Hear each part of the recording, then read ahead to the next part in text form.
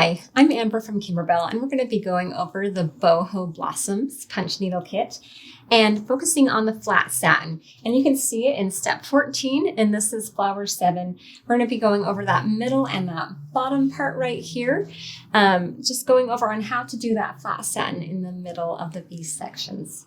I've already gone ahead and done this bottom part. This is the same step. It's the flat satin, but I'm going to show you this middle part. So know that what applies here is going to apply to that same one. You're just going to start it on that top of that V, whereas right now I'm going to just punch it down in this middle. So you want to go ahead and punch it down and pull down your thread.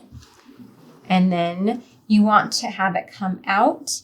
And you're going to go ahead and drag it. So I'm going to drag it up to the top and punch it in. You want to cover that line, and then you're just going to go back and forth till you've covered the whole space.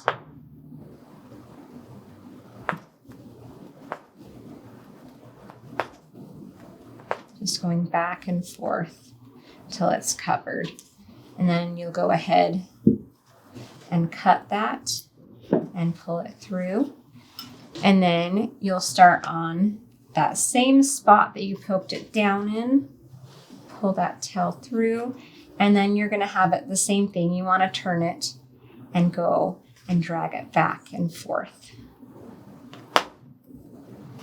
Just going up and down, covering that space to get that nice flat satin. And then you'll go ahead and cut it and pull it through. And then you have that flat satin on the top and similar to the bottom. All right, so to find out our other tutorials, you can go to our YouTube videos to find the different techniques of the different steps to finish this off. There'll also be another tutorial for our double knot for this particular Boho Blossom Punch Needle Kit.